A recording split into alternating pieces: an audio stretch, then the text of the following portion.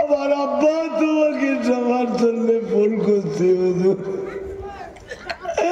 আজকে তোমরা জলসা করে বেড়াচ্ছে।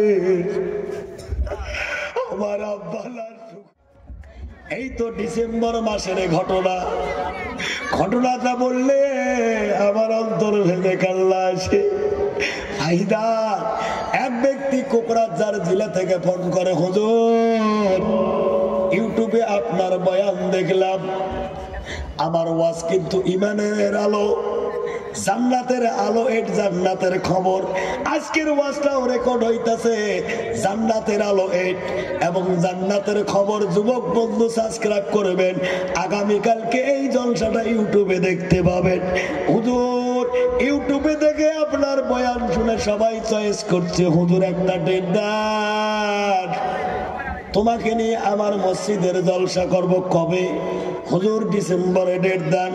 আমি খাতা দেখলাম ডিসেম্বরে ফাঁকা নাই রে সোনা, একটা তারিখ ফাঁকা আছে, ঠিক 7 তারিখ। জোরে কোন কয় তারিখ? 7 তারিখ। ও ভাই যদি 7 তারিখে ডেট নাও তবে ডেটে নেব, নচেত আমার পক্ষে সম্ভব না। কয় হুজুর সবাই সিদ্ধান্ত নিছে আপনাকে ছাড়া জলসা করবে না, 7 তারিখ লিখে নাও। ঠিকানা কি? গোয়ালপাড়া না কোকরাঝাড় কাঁঠালগুড়ি নূরে জামে মসজিদ। কি বললা?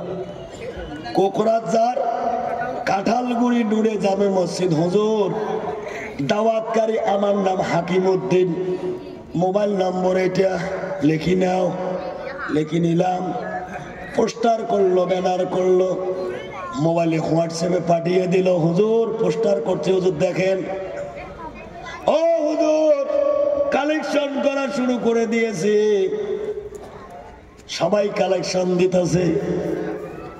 পোস্টারে যখন আপনার নাম দেখে, সবাই ইউটিউবে দেখে আর বলে হুজুর আসবে তো। ও হুজুর সবাই বলে হুজুর আসবে তো। আমি আপনার কাছে শুনতে চাই হুজুর, অনেক হুজুর আছে ডেট নাই কিন্তু ফাঁকি দেয়, আছে না বাবা? আবার অনেক কমিটি আছে ডেট নাই ফির হুজুরও ফাঁকি দেয় না। ও হুজুর কথা দেন হুজুর, 7 তারিখে অবশ্যই জলসা করতে আসবেন। আমি বললাম হাকিমউদ্দিন ভাই প্লিজ আমার দিকে তাকাবেন। হাকিমউদ্দিন ভাই আমি যখন ডেট দিয়েছি রে ভাই, অবশ্যই জলসার জন্য যাব, তবে দুটো কথা শুনে নাও রে ভাই, ওই 7 তারিখের আগে যদি আমি জিয়ারুল মারা যাই যেতে পারবো না, পারবো না। আর যদি কঠিন ব্যাপারে নার্সিং এর আইসিইউ এ ভর্তি থাকি তবে যেতে পারবো না।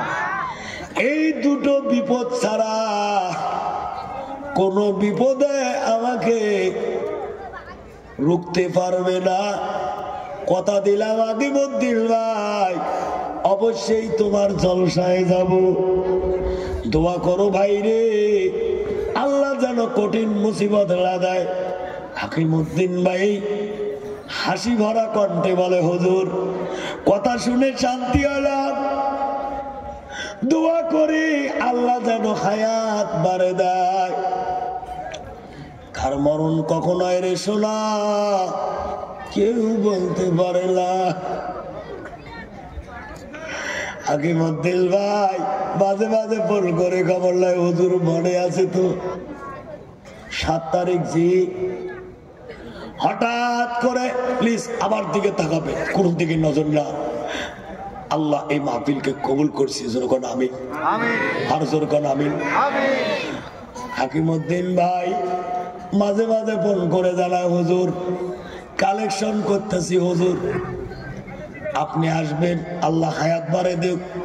হুজুর আপনি যখন আসবেন হুজুর আমি হাকিমউদ্দিন ভাইয়ের বাড়িতে এক কাপ হলে সার দাওয়াত গ্রহণ করবেন। আমি বললাম আগে যাই, পরে দেখা যাবে ইনশাআল্লাহ। কিন্তু হঠাৎ করে ওই জলসার 4 দিন আগে একটা অপরিচিত নম্বর ফোন করে, হুজুর আসসালামু আলাইকুম, আপনি কি জিয়ারুল মাওলানা? জি। হুজুর 7 তারিখ আপনার কোথায় জলসা? ডিসেম্বরের 7 তারিখ কোকরাঝার কাঁঠালগুড়ি। ওই জলসার আমি সেক্রেটারি, আমার নাম ইসমাইল। বললাম ভাই রে, জলসার জন্য তো হাকিমউদ্দিন ভাই ফোন করছি, হঠাৎ করে কেন তুমি ফোন করলা? কয় হুজুর হাকিমউদ্দিন ভাই সভাপতি, আমি হলাম সেক্রেটারি। কান্না ভরা কণ্ঠে বলে, হুজুর আমার জলসার মধ্যে একটা অঘটন ঘটে গেছে। আমি মনে মনে ভাবলাম ডেট বুঝি ক্যান্সেল হবে। ও ইসমাইল ভাই, ডেট যদি ক্যান্সেল হয় আপত্তি নাই, প্রতিদিন জলসা করি, একটা দিন বাড়িতে থাকবো। কান্না ভরা কণ্ঠে বলে, হুজুর জলসা ক্যান্সেল হবে না, 7 তারিখেই জলসা হবে। আপনি কি হাকিমউদ্দিন ভাইকে চেনেন? আমি বললাম যদিও দেখি না,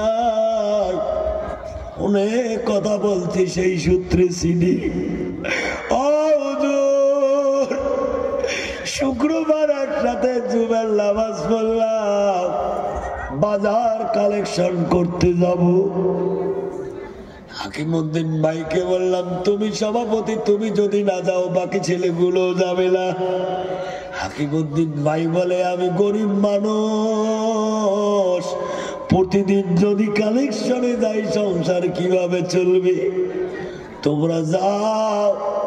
আমি গছের পাইকারি করি, গছ কাটার জন্য মিস্ত্রি লাগিয়ে দিয়েছি। মিস্ত্রি কয়টা গছ কাটলো কি কাটলো না দেখা করব, মিস্ত্রির পেমেন্ট দেব, আর গিয়ে তোমার সাথে কালেকশনে যোগ দেব। তোমরা যাও। ইসমাইল ভাই বলে, হুজুর এই কথা বলে হাকিমউদ্দিন ভাই পাকিস্তান দিয়ে যখন মিস্ত্রির দিকে যায়, পথের কিনারায় পাকিস্তান দিয়ে রে মিস্ত্রির দিকে যখন পা পা করে আগায়, ইসমাইল ভাই হঠাৎ করে পিছন দিকে ঠাস করে মাটিতে পড়ে গিয়ে অজ্ঞান হয়। মিস্ত্রি দৌড়ে দৌড়ি করে আসে, বুকে তুলে নেয়। অ্যাম্বুলেন্স ফোন করে, পুপু শব্দে বাজারের ভিতর থেকে অ্যাম্বুলেন্স দৌড়ারে। আমরা সবাই আমার গ্রামেতে কোনো মুমূর্ষ রোগী নাই, অ্যাম্বুলেন্স কার বাড়িতে যায়? তোমরা না বলবে হুজুর শুনতে পাইলাম হাকিমউদ্দিন ভাই বলে অজ্ঞান হয়েছে, কালেকশন বাদ দিয়া সবাই দৌড়া দৌড়ি করে তখন গেলাম। আমি অ্যাম্বুলেন্সে উঠার আগে ইসমাইল ভাই বলে আমি হাকিমউদ্দিনের হাতে হাত রেখে নাভি চেক করে দেখি হুজুর হাকিমউদ্দিনের নাভি চলে না। হাকিমউদ্দিন ভাইরা গত শুক্রবারে মারা গেছে। যখন জলসা করতে আসবে হাকিমউদ্দিন ভাইয়ের জন্য একটু দোয়া করবেন, আল্লাহ মুসাফিরের দোয়া কবুল করে। হুজুর এই কথা শুনে আমারও মনটা ভেঙে গেল যে হাকিমউদ্দিন ভাই আমাকে বললো হুজুর দোয়া করে আল্লাহ দেখ। ওই হাকিমউদ্দিন ভাইয়ের সঙ্গে দর্শন হওয়ার আগে আল্লাহ তাকে নিয়ে গেল। 7 তারিখ আজকের মতো প্রাইভেট গাড়ি নিয়ে গেলাম।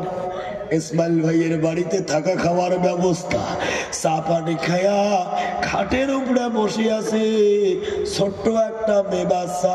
কি বাচ্চা ভাই? ছোট্ট একটা মেয়ে বাচ্চা। আমি যে রুমে বসে আছি দরওয়াজা ধরে আমার দিকে দেখে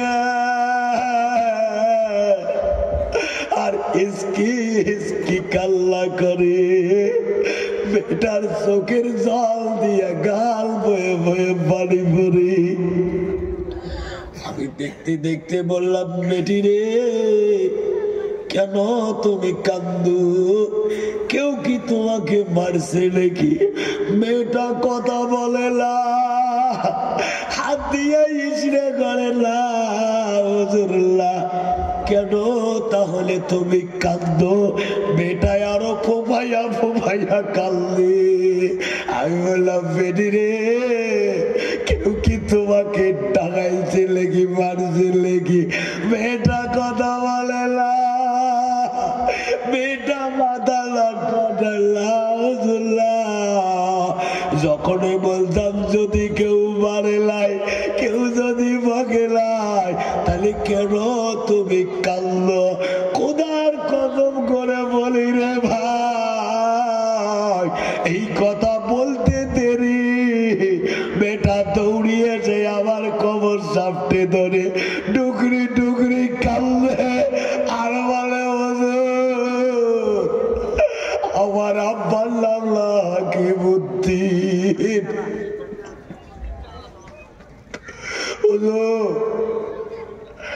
আমার আব্বা তোমাকে সবার জন্য ফোন করছে।